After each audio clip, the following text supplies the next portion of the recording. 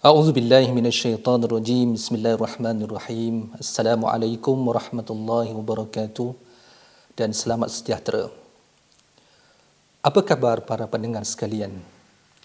Marilah sama-sama kita rafakkan kesyukuran kepada Allah Subhanahu wa taala kerana masih memberikan kepada kita kesempatan, memberikan kepada kita kesihatan, memberikan kepada kita kelapangan, memberikan kepada kita nikmat yang tidak terhitung banyaknya. Maha suci Allah yang memberikan segala-galanya kepada kita. Para pendengar sekalian, terkadang timbul di dalam benak kita satu soalan. Adakah kita golongan yang merebut peluang? Kita biasa mendengar kata-kata peluang datang hanya sekali, maka rebutlah. Mungkin peluang ini adalah peluang yang terakhir buat kita dan kita tidak akan bertemu dengannya selepas ini. Setiap kita sentiasa diberi kesempatan dan peluang untuk diraih dan digunakan di dalam kehidupan. Maka terpulanglah kepada kita sama ada kita merebut peluang tersebut ataupun sebaliknya. Dalam menyatakan perkara tersebut, Nabi SAW pernah bersabda, "Ightanim khamsan qabla khamsin, syababaka qabla haramik, wasihata qabla saqamik, wa ghinaka qabla faqrik, wa faragaka qabla syughlik, wa hayataka qabla mautik." Maksudnya, gunakanlah 5 perkara sebelum datang 5 perkara. Masa mudamu sebelum datang masa tuamu. Masa sihatmu sebelum datang masa sakitmu. Masa kayamu sebelum datang masa miskinmu. Masa lapangmu sebelum datang masa sibukmu. Dan masa hidupmu sebelum datang masa kematianmu. Hadis riwayat Al-Hakim, sanadnya sahih.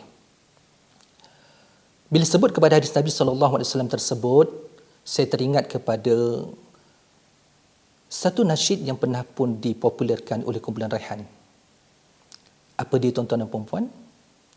Ingat 5 perkara sebelum 5 perkara. Satu ingatan yang cukup membekas di dalam diri kita bila Nabi SAW mengingatkan kita kepada 5 perkara yang sentiasa berlegar di sekeliling kita. Cuma kadang-kadang kita terlupa bahawa inilah perkara-perkara yang perlu kita rebut di dalam kehidupan kita. Kerana kita tidak tahu kan ingatan yang kelima, masa hidup sebelum datangnya masa kematian. Para pendengar sekalian, bagi yang muda, waktu ini adalah yang paling produktif. Maka gunakanlah sebaik mungkin dengan membiasakan diri melakukan amal soleh. Semoga dengan amal soleh yang kita laksanakan, ia menjadi sebahagian daripada perkara-perkara yang akan dinilai oleh Allah Subhanahu Wa Taala di akhirat nanti sebagai amal kebajikan kita. Bagi yang sihat, kesihatan merupakan kurniaan dan nikmat yang sering kali kita lupakan. Ramai mana daripada kita melupakan kesihatan, tetapi kita sering diingatkan oleh Allah Subhanahu Wa Taala apabila kesakitan datang menjengah kita. Maka ketika itu barulah kita teringat, ya Allah, kenapalah semalam dan hari berikutnya aku terlalu banyak makan. Maka ketika itu barulah kita ingat, ya Allah, kenapalah dulu dan kemarin aku tidak bersenam, sehingga apabila kesakitan menjenguk barulah aku merasakan bahawa keperluan untuk aku bersenam itu amat penting di dalam kehidupan. Dalam pada itu Nabi SAW juga pernah mengingatkan, ni'matani maghbudun fihima kathirun minan nas, as-sihhatu wal faragh. 2 nikmat yang kebanyakan kita lupa daripada mengingatinya, iaitu yang pertama kesihatan dan yang kedua adalah waktu lapang. Jadi para pendengar sekalian, marilah sama-sama kita memberikan sedikit perhatian kepada 2 perkara yang diperingatkan oleh Nabi SAW tadi, iaitu yang pertama kesihatan dan yang kedua adalah waktu lapang kita. Maka gunakanlah sebaik mungkin nikmat sihat untuk melakukan sebanyak mungkin amal soleh, sama ada ibadah khusus seperti solat, puasa, membaca Al-Quran, juga ibadah umum seperti menuntut ilmu, membantu orang, berdakwah dan sebagainya.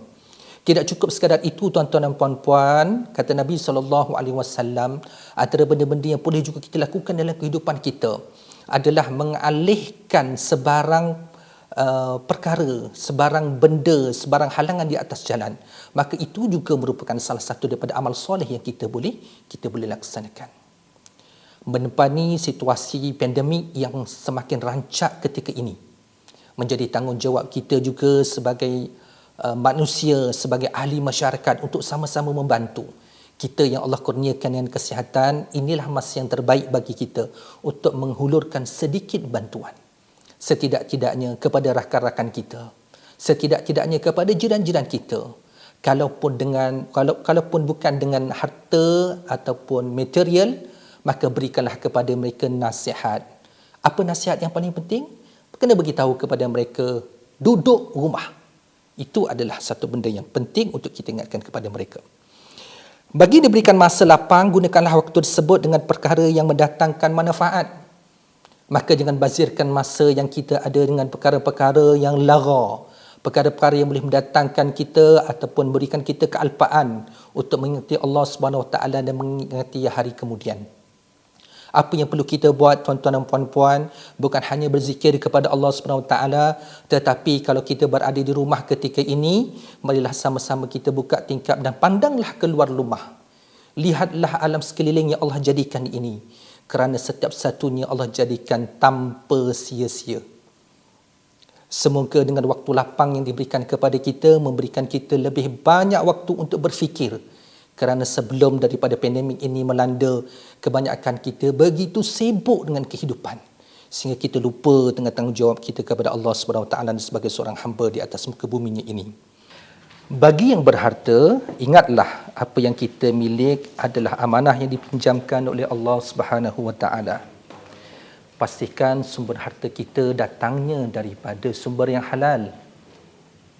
Begitu juga mangsa yang kita gunakan untuk mencari harta itu datangnya daripada masa yang digunakan dan diperuntukkan untuk kita bekerja.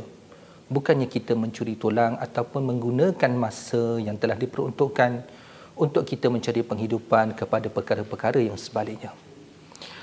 Para pendengar sekalian, mari kita sorot ingatan Nabi SAW yang terakhir, iaitu beringat ketika kita hidup sebelum datangnya hari kematian. Kerana apa? Kerana inilah peluang yang masih terbuka kepada kita. Bila Allah Subhanahu Taala menyatakan, ingatlah hari hidupmu sebelum datang hari matimu, bermaksud marilah kita bersungguh-sungguh mencari kehidupan dan mencari penghidupan semasa kita diberikan hayat oleh Allah Subhanahu Wa Taala.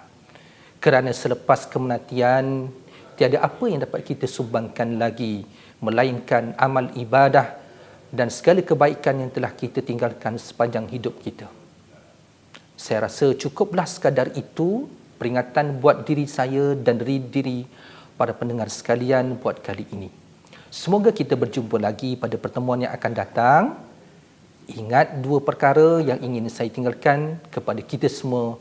Pertama, kita jaga kita. Yang kedua, kita mesti menang. Aqulu qawli hadza astaghfirullahal azim li wa lakum. Wassalamualaikum warahmatullahi wabarakatuh. Dan jumpa lagi.